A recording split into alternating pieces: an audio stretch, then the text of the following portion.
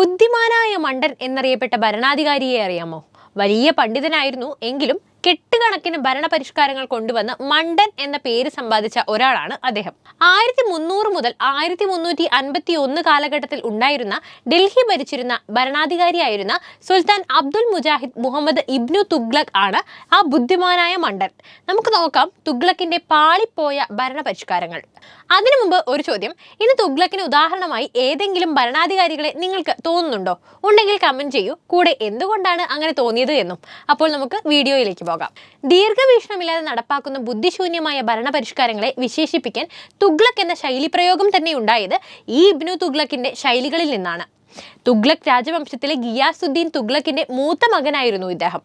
ഗണിതശാസ്ത്രം, തത്വശാസ്ത്രം, മാനശാസ്ത്രം, ഭാഷാ പാണ്ഡിത്യം, ചിത്രകല, ശുശ്രൂഷ എന്നിവയിൽ അഗാധ പാണ്ഡിത്യം ഉണ്ടായിരുന്നുവെങ്കിലും ഇദ്ദേഹത്തെ ചരിത്രകാരന്മാർ ബുദ്ധിമാനായ മണ്ടൻ എന്നാണ് വിശേഷിപ്പിക്കുന്നത്. ഇദ്ദേഹത്തിന്റെ പല ഭരണപരിഷ്കാരങ്ങളും പ്രതീക്ഷിച്ചതിന് വിപരീത ഫലങ്ങളാണ് ഉണ്ടാക്കിയത്. ചരിത്രകാരന്മാരുടെ പിഴവ് മൂലം അദ്ദേഹത്തെ തെറ്റിദ്ധരിക്കപ്പെടുന്നു എന്നൊരു ആക്ഷേപവും ഉണ്ട്. അദ്ദേഹത്തിന്റെ പല ചിന്തകളും ആ കാലത്തിന് അതീതമായിരുന്നു. എന്നിരുന്നാലും വളരെ അക്ഷമനായിരുന്നു അദ്ദേഹം.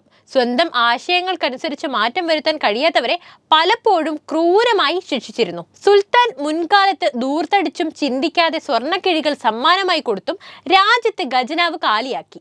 നഷ്ടപ്പെട്ട സമ്പത്ത് തിരിച്ചെടുക്കുവാനായി ഏറ്റവും ഫലഭൂയിഷ്ടമായ ദുവാബ് ദേശത്തെ കർഷകരുടെ മേൽ സുൽത്താൻ കനത്ത നികുതി വരെ ചുമത്തി കർഷകന്റെ നട്ടെല്ലും ഒടിച്ചു. കർഷക കലാപം പൊട്ടിപ്പുറപ്പെട്ടു. നിർദാക്ഷിണ്യം കലാപത്തെ സുൽത്താൻ അടിച്ചമർത്തിയെങ്കിലും കൃഷിനാശത്തെയും വൻതോതിലുള്ള ക്ഷാമത്തെയും തടഞ്ഞു നിർത്താൻ സുൽത്താന്റെ തന്ത്രങ്ങൾക്ക് ആയില്ല. ഖജനാവിലെ വലിയ നഷ്ടം വീണ്ടെടുക്കാനാവാതെ തുഗ്ലക്ക് മറ്റൊരു ദാരുണമായ പരീക്ഷണം നടത്തി. നാണയ രൂപത്തിലുള്ള പണത്തെ പരിചയപ്പെടുത്തി. ഈ ആശയം അദ്ദേഹത്തിന്റെ സമകാലത്ത് തന്നെ അയൽരാജ്യമായ ചൈന ഭരിച്ചിരുന്ന കുബ്ലാഖാൻ പുറത്തിറക്കിയ കടലാസ പണത്തിൽ നിന്നാവണം. തുഗ്ലക്കിന് ഈ നാണയ പരീക്ഷണത്തിന്റെ പരിണിതഫലം മുൻകൂട്ടി കാണുവാനായി കഴിഞ്ഞില്ല.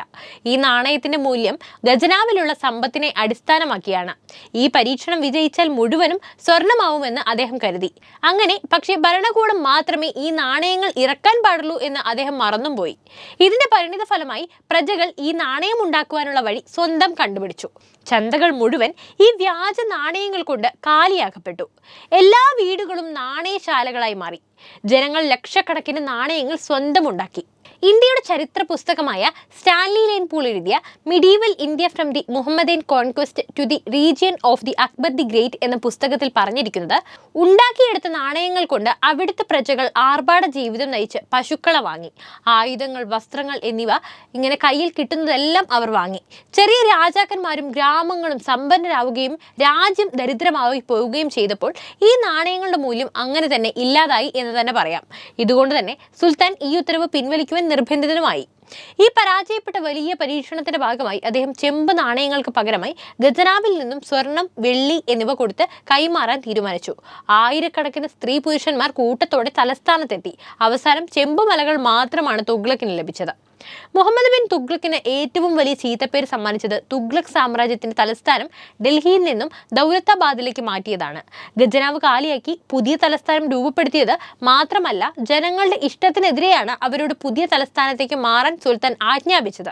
ഡൽഹിയുമായി ഹൃദയബന്ധം സ്ഥാപിച്ച അന്നാട്ടുകാർക്ക് മറ്റൊരു സ്ഥലത്തേക്ക് മാറി താമസിക്കുന്നത് ചിന്തിക്കാൻ പോലും കഴിയുമായിരുന്നില്ല. സുൽത്താന്റെ ആജ്ഞയോട് സഹകരിക്കാത്തവരെ കാത്തിരുന്നത് കടുത്ത ശിക്ഷകളായിരുന്നു.